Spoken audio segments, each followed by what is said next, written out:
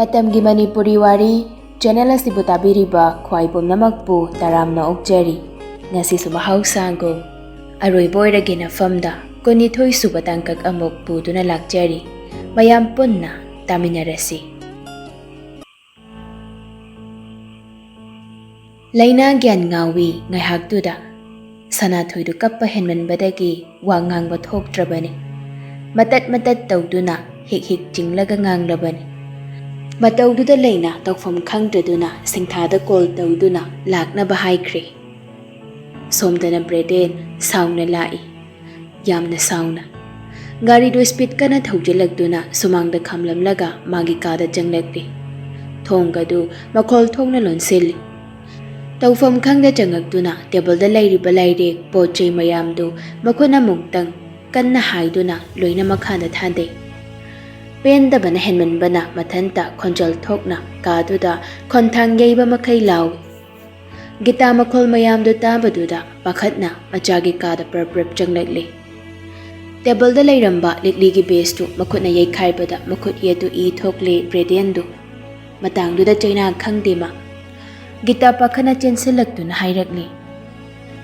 ibunga karina nang taiduba amoksu jaikhai ki matagum haigalakliba machagi makhutu phaduna hangakpani kitana breden kapna mamade yengi aduga arumba khonthokta awaba pumba kayan senaduna mitlugi pirangduga loinana mamada hairakli ai magalu hongo ima magai ga kainarani ma yam phatabini ai bangang machagum mana sanabani ai gi thamoisibu sanar potkum mana khanbani ai ma nungshirasu ai magalu hongo magi jaki mamal ai sirabasu pigani magai ga waluinabiyo ai mabu amuk hajinduna thammaroi gita machagi makokta nanthabiraduna nungsina hairakli kaigina adumaina saunaribo ngaiyak saunarasune kona muk phajana wakhal tanaba ngangnadawni hayeng tunggi khandana haujigakta sauningi haidana ne aduguma phirep ama lawbadi langani ko ningamdabasu leiro ai mabu warore punsigi oinasu warorani ai mabu saudingi magai ka walo sinabiru ai maga punsi chupa leiminaba ai sukam ngamoi nupi machaduna ne maduda tarai yarakadaba nati haina nangdi nupani aduga mana nupini nupaga nupiga gi marakta ijat haiba wasida ne khenaba khara leibani nangna hautik lawriba phirep sena magi punsi ki tangkak amada awaba piboy ga dawribani madi dakpham amaga konana punsi chupa lega dawribani madu pumba maraduna khangjasan thamoini longlabadi awaboisan phangsan masu loinamok phangsan aina mafamda thamba thajaba mangbagi phangliba chainase masu phangsan ba khaknati ikaiba chopananga dawribas ai sumini ikaiba khangdaba jibanate hayang magjatuna magaigagi wari loisinabiyo natragadi aina tawrpa thabakta ima oisu pendaba mayam lakpa yai aibu miyoiba magum hinganingaba aina haibasi tabiyo wadu hairamaga breden magi phamungda changduna phaijuk jingkhatuna hipthakre gita matha sana machade yengi amongna chaikhairiba mayamduda muk yengli mangakduna gyata phat hairaga hipliba machage nakta changduna tongliba khongapta lawthok pirakli aduga makutu ningthina lokthokduna kayam sokpa haina yenglaga hidak hapduna bandage amana ningthina yepsentuna thambiramli ngamba thabak jinbagi ngasai makai phone paiba sangdabana Sanahal gi message tu udabani haujikta thabak karak komakpaduda hangdoktuna yengobada ure message tu reply pibagi mahur call oina tawsil ahanba tawbada pairakte amuk sahanjina tawsil machina susol ngasai kai message halaktina amuk saukhrazala handak su pairakte ngamba kari tawrabano khanda muksu tawsil handak ti paikhalakni adubu paikhalakli badu Sanahal natte singthani hello ngamba khonjal ona baduda phone du thangdoktuna screen du da muk yeng mathanta muk son boy ngangboy tawraduna haijai number du tumira asomdagi singthana Dangamba Ngamba maminga kaurakpaduda mamit ka laugthoktuna yenglaga phone duda onsinduna kana ai se gyanama ai ne da ngamba singthane Sanahal gi mamanabido ai de khonjela mayon ona basida kanawra jano na khalui ngamba kari haiduna haifam khangdre thammagi haige sungamda Sanahal bu hangge hai sungamda dauduna leiringai singthan hairakli Sanahal do ngasi da breden ga songnabagi leina hoide lei hausigam kapi themba ya da kai aduna horen oina tawraga wari sabiru hausigedi ma payo ya da mandre ngamba haribadu tabada masa khangdana khangan handokhi kai khanariba maram so horen masadagi direct tabiro maram sem chawkre kana amana pikna khalasu kana amdadi am chawkre khantha bangam da wakal singi dentini sauna baisi adudi dagam horen wari sabiro hawjikiri thamage so call senjin anjin lakpadu da aina pai khalakpani ngamba wa haige tawbado wa haibaga amata nang haude singthana kakkibana hankre ngamba mabu singtha mana wakhalgi ipakta langthaduna thambiramle asawbana mang thabana tungda kari oirakpa yaba haibadu wakhal khanthaba ngamdaba angang oibana tungi khanthadana warauribani hairaduna breden mai hauna saukre punsigi oina ngakpiba ngamloi haibagum amuk themba yakhidre mamana mapana hanjin kayarak them adubu yaba kauba laikhidre aduki matik waraukraba mali Sanahal mangonda pendaba lisingna omkhalakriba sawbadu lochinduna thamba ngamba oidre breden kainarani waloisinarani haina wakhalduda chap yungna laikre kanamtana themba ngangba chaiba yakhidre somdana Sanahal tambadagi pau pumba leinaga singthaga sukhangle adubu karisu hainingai leite karisu ahenba ma tawrudrabasu hairudrabasu ngambaga pau phaunaruba magi marupna lali Sanahal mayum handaba makai breden gi number da call hanjin tawzabani adubu pairakpa kauba laikhidre adu waraukre Sanahal dingamdana kapjaba nattana karisu pai laikhidre yare tawranu wo pairaroi ahal yawnaraga phajana wari sanaba nakhoi boida phajana hainaru aduga ahalaman yawnane wari sanaru singthana Sanahal bu thembiduna hairakpani Sanahal makut khutnamduna mapidu taithok nganglibadu tanabi hanjin tawri goldu lainadi masage khara short temper oibaga ngasaina wari hek hangakpaga yam sawningkhrabani adubu nungai khire khanduna phajinduna thambani maga wari amtang sakhi mana jaidingbada pena jaisan ai sauroi adubu mana hairamba wahaidude ai yabu ngam ai se leisabi natrabani magi makha tharabani ai bu pena jaisan ai bu thina phusan ai kemta haijararoi iralgini khanai adubu khangba ngamni aduga ibu mana punsi chupa ibu warauduna inthokpadi inthoktana bahaige aibu saugan aibu waraugan aibu sauga aibu warauba phanaba bachit pena chaiwoina ai mangonda haige ai maga wari sage ai maga wari sage phone da tongna wadu ngangba sulepte mapisu chadum tarabani matauda moksuno ngaite yengbadadi khanjiluragana nungsifam khangdaba maong ama tawri sauningba mayamdu thamoida phumba ngamda kharagi makai chumbaldagi pathoktuna haire ilainado nangsu khara henmale nasanu pini khangdabai maong ama tawine nang nasa se cheluraga lohongnaba ahalaman yana duna lairiba nupi mane se nang nasana khangdrene kaigino nana kanamta haidana ngambaga lona wari sanarmi do ba laina ai maga kaishu ayen bahainadi ichamna message thanabani nong ta wari sanadi message kakdani ichamna thanaraga kaigino nangna nakhoi na thanaba message loin kai duba kaigino ba nangna manga message thanaraga akhoi kanamta da haidridi nangna toriba thabak do chumena khanbrana nanga na khangnaram banu pamga nangna message thanabagi kari artha lege ha lohongnaba matam lepna de da kha aga leiraba nangna hana khangnarami nungsinarami haiduna so Mana kitang may onsilakpadane. Pau faunaradi kari oidorige. Ha, oidorige natine. Hauzik waribase yengo. Kompham khangde Sanahal. Nganglakliba wadugi paukhom thamoina pirabasu chimbal kangu haiba yade. Mataudu khangladuna singthana leinabu themduna tapna hairakli. Yare se leina. Haukraba waridane puthokduna ngangnaragumsi. Thokrabadi thokre. Amuk hanjilurba yaba nati. Haukiba loikiba haisidi loirabani. Amuk hanjila uyagadaba leitabani. Aduna tungda kari tholakpa yaba haibada. Aduina khanasi. Laina sauningna paithokduna lemlaga lei. Sanahal kapngang tawduna hairakli. Kahigina aina sukam phatrisiba. Kahigina mama ida kauba gamtriba. Maga wari sanaraga pau phaunaraga karigina aina suk nungairiba. Mani aigi rangagdane. Aina thamoy ani lomnubagi iralni. Masona mayumda halakmandrabaduda mema pakhale.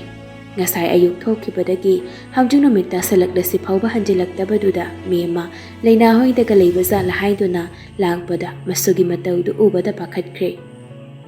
Singthana wari pumba tambadagi mema sukhangle maram pumbadu. Hayeng airasi haina themduna masubu mayumda puduna lagle.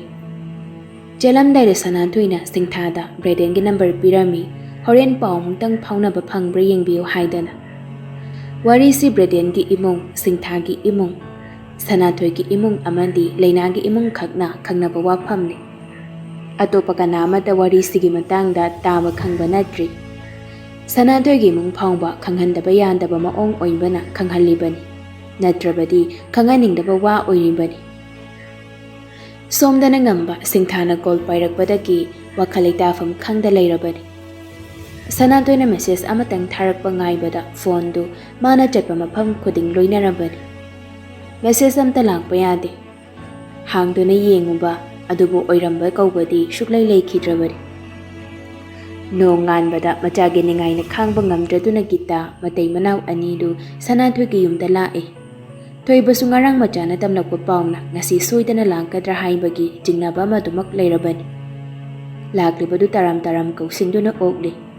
Gita hoi shuutliba matawduda kari haini haifam khangde. Chap mane. Thoibaga memagasu dharma kaidaba khelendi maongda kari haigani haifam khangdri. Akhoi se kamaina haigadabanu khangdri daisi. Angang singse gyan taba khara watnaba sida. Kalena kirum tawraduna hairakbani. Thoibashu khumi ikaina. Ohoi bai. Angang singse wakhal taba khara watkri. Akhoi su kari haigadabanu khangdri ne daise. Angang ani se bai amtang wari phajana sanahalaga akhoi ga pamadu karino do amtang khangdopana phambrana khal. Akhoi na mama Pani ngammi haiduna makhoi bu phajan punchinran thamasu hayang ningamdaba lakani. Aduna makhoi ga pambadu karino do khangmana phagadana khanje. Thoibana pirakpa suggestion gita mapuroi bade inglakle. Tawhoriba machagi mataudu amuk sanaw haiba yarakadaba mandi. Kelen sukhangi magi nupigi mitingi arthadu. Adubu madugi khanduna khumbayaba matang oidabana phajabilondada adumak khumlakli. Hoi, amuktang unahalaga makhoigi apamba karino haibadu tathokse. Aduga makhadaba karino haibadu khanarasi. Tungi ningthina khantharabadi kaishu thudupa matha saba yaba wareb lawroida. Me masuktaraduna nakhoigidi nupani do ibungo. Aikhoigina nupini. Mapunsi chupa dakpham amaga konana laihodoribani. Aduna ichabu khara themjinbiu. Mana sauraga tungda wagadoribase isu khaktani. Nupa haisidi jamagi mapuni. Adubu aiki isudi phajadaba mingchat ama adumak punsi chupa loina duna laihodabani. Gitano songningba poi. Masukaki maikay yengduna hairakliba miyamage wahaydu ma pamde. Matawdu khangladuna khelena phamna gitagi makhota tapna pairakli. Haiganu haibagum mamu themlakpani. Priya mamagi wadu taraga. ꯑꯩꯈꯣꯏꯒꯤ ꯏꯆꯥꯒꯤ ꯈꯛ ꯈꯜꯂꯒ ꯏꯆꯥꯒꯤ ꯆꯠꯀꯅꯕ ꯅꯝꯗꯅ ꯏꯆꯦꯈꯣꯏꯒꯤ ꯏꯆꯥꯒ ꯂꯨꯍꯣꯡꯕꯗꯣ ꯑꯩꯈꯣꯏꯁꯨ ꯄꯥꯝꯖꯗꯦ ꯑꯗꯨꯅ ꯃꯁꯥ ꯃꯁꯥꯅ ꯌꯥꯅꯗ꯭ꯔꯕꯗꯤ ꯑꯩꯈꯣꯏ ꯃꯈꯣꯏꯅ ꯑꯄꯥꯝꯕ ꯇꯧꯈꯤꯕꯗ ꯀꯔꯤꯁꯨ ꯍꯥꯏꯖꯔꯣꯏ ꯉꯥꯏꯍꯥꯛ ꯋꯥꯔꯤ ꯋꯥꯇꯥꯏ ꯇꯧꯅꯔꯝꯂꯒ ꯈꯦꯂꯦꯟ ꯍꯣꯏꯁꯨ ꯍꯜꯂꯛꯂꯤ ꯃꯆꯥꯁꯤꯡꯕꯨ ꯃꯃꯥ ꯃꯄꯥ ꯑꯣꯏꯕꯁꯤꯡꯅ ꯊꯦꯝꯖꯤꯜꯂꯗꯨꯅ ꯋꯥꯔꯤ ꯁꯥꯕꯤꯕ ꯍꯥꯏꯅ ꯌꯥꯅꯔꯤ ꯈꯦꯂꯦꯟ ꯍꯣꯏꯅ ꯆꯠꯈꯤꯕꯒ ꯃꯦꯝ ꯑꯃꯁꯨꯒꯤ ꯅꯥꯛꯇ ꯀꯥꯈꯠꯂꯛꯂꯤ ꯁꯅꯥꯊꯣꯏ ꯇꯨꯃꯤꯟ ꯃꯈꯨ ꯑꯅꯤ ꯇꯥꯁꯤꯟꯅꯗꯨꯅ ꯐꯝꯂꯒ ꯂꯩꯔꯝꯃꯤ ꯃꯕꯣꯛ ꯆꯪꯉꯛꯄ ꯎꯕꯗ ꯍꯥꯏꯐꯦꯠ ꯌꯦꯡꯉꯝꯃꯤ ꯑꯗꯨꯒ ꯑꯃꯨꯛ ꯈꯨꯔꯨꯗ ꯈꯗꯥꯡ ꯊꯝꯂꯒ ꯅꯟꯊꯗꯨꯅ ꯂꯩꯈ꯭ꯔꯦ ꯈꯪꯅꯤꯡꯕ ꯄꯣꯛꯇꯦ ꯃꯤꯀꯨꯞꯁꯤꯗ ꯃꯔꯝꯗꯤ ꯃꯕꯣꯛꯀꯤ ꯃꯥꯏꯊꯣꯡ ꯎꯕꯗ ꯈꯪꯉꯤ ꯍꯔꯥꯎ ꯅꯨꯡꯉꯥꯏꯕ ꯄꯥꯎ ꯄꯨꯗꯨꯅ ꯆꯪꯉꯛꯄ ꯅꯠꯇꯦ ꯍꯥꯏꯕꯗꯨ ꯏꯕꯨꯡꯉꯣꯗꯨꯒ ꯍꯣꯔꯦꯟ ꯋꯥꯔꯤ ꯐꯖꯅ ꯁꯥꯟꯅꯧ ꯈꯔ ꯊꯦꯝꯃꯨꯀꯣ ꯅꯠꯇ꯭ꯔꯕꯗꯤ ꯌꯥꯔꯣꯏ ꯅꯨꯄꯥ ꯍꯥꯏꯁꯤꯗꯤ ꯅꯨꯄꯥꯅꯤ ꯊꯦꯝꯕꯗ ꯌꯥꯗꯕ ꯂꯩꯇꯕꯅꯤ ꯑꯗꯨꯅ ꯐꯖꯅ ꯍꯥꯏꯕꯗ ꯃꯥꯏꯅ ꯌꯥꯖꯁꯅꯤ ꯏꯁꯨꯁꯤꯗꯤ ꯊꯣꯏꯅ ꯍꯦꯟꯅ ꯈꯟꯖꯤꯜꯂꯨꯅꯨ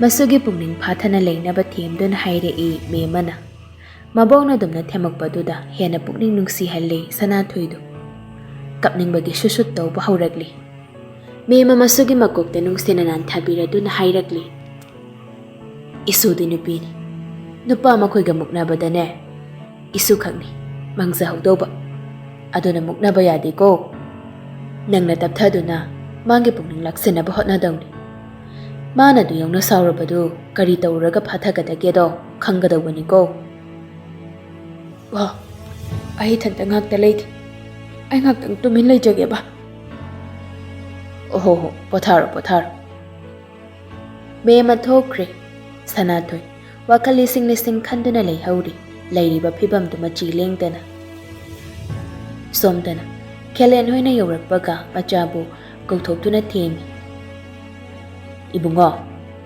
ꯅꯪꯁꯨ ꯍꯧꯖꯤꯛ ꯁꯥꯎꯔꯤꯕꯁꯤꯅ ꯍꯌꯦꯡ ꯅꯤꯡꯉꯝꯗꯕ ꯂꯥꯛꯀꯅꯤ ꯑꯗꯨꯅ ꯋꯥꯈꯜ ꯈꯟꯊꯔꯒ ꯐꯖꯅ ꯇꯥꯏꯁꯤꯟꯅꯅꯕ ꯍꯣꯠꯅꯧꯅꯦ ꯅꯪ ꯑꯉꯥꯡ ꯃꯆꯥꯃꯛꯁꯨ ꯅꯠꯇ꯭ꯔꯦ ꯅꯁꯥꯒꯤ ꯗꯦꯁꯤꯖꯟ ꯅꯁꯥꯅ ꯂꯦꯞꯆꯕ ꯉꯝꯂꯕ ꯃꯤꯅꯤ ꯃꯁꯤꯗ ꯑꯩꯈꯣꯏꯅ ꯑꯃꯨꯛ ꯅꯪꯉꯣꯟꯗ ꯇꯥꯛꯄꯒꯤ ꯃꯊꯧ ꯇꯥꯗꯕ꯭ꯔꯥꯅ ꯈꯜꯂꯤ ꯑꯩꯈꯣꯏꯅ ꯍꯥꯏꯔꯤꯕꯁꯤꯗꯤ ꯅꯪꯒꯤ ꯏꯃꯥ ꯕꯕꯥ ꯑꯃ ꯑꯣꯏꯅ ꯍꯥꯏꯔꯛꯄꯅꯤ ꯃꯁꯩꯁꯤꯗ ꯑꯣꯏꯔꯛꯄ ꯌꯥꯕ ꯑꯩꯈꯣꯏꯅ ꯍꯥꯟꯅ ꯊꯦꯡꯅꯔꯛꯂꯕ ꯄꯣꯠꯇꯨꯕꯨ ꯃꯗꯨꯈꯛ ꯍꯥꯏꯕꯅꯤ ꯑꯗꯨꯅ ꯅꯪꯁꯨ ꯋꯥꯈꯜ ꯈꯟꯊꯍꯟꯅꯤꯡꯉꯤ ꯕ꯭ꯔꯦꯗꯦꯟ ꯁꯥꯎꯅ ꯃꯃꯥꯗ ꯈꯨꯝꯕꯒꯨꯝ ꯈꯨꯝꯕꯁꯨ ꯉꯝꯗꯦ ꯇꯞꯅ ꯍꯥꯏꯔꯛꯂꯤ ꯃꯈꯣꯏꯔꯣꯝꯒꯤ ꯃꯤꯅ ꯀꯩ ꯍꯥꯏꯔꯛꯀꯦ ꯅꯈꯣꯏ ꯑꯅꯤꯅ ꯑꯄꯥꯝꯕꯗꯣ ꯀꯔꯤꯅꯣ ꯍꯥꯏꯕꯗꯨ ꯌꯦꯡꯉꯒ ꯇꯧꯅꯕꯅ ꯍꯥꯏꯔꯤ ꯑꯗꯨꯕꯨ ꯃꯈꯣꯏꯒꯤꯗꯤ ꯃꯆꯥꯅꯨꯄꯤ ꯑꯣꯏꯕꯅ ꯂꯥꯞꯅꯍꯟꯅꯤꯡꯗꯕꯒꯤ ꯋꯥ ꯑꯃꯁꯨ ꯍꯥꯏꯔꯤ ꯏꯄꯥꯁꯨ ꯂꯥꯞꯅꯕꯗꯤ ꯄꯥꯝꯗꯦ ꯑꯩꯈꯣꯏ ꯑꯅꯤꯒꯤ ꯑꯄꯥꯝꯕꯗꯣ ꯁꯣꯏꯗꯅ ꯌꯥꯅꯕ ꯕꯕꯥꯁꯨ ꯍꯥꯏꯔꯝꯃꯕ ꯅꯠꯇ꯭ꯔꯣ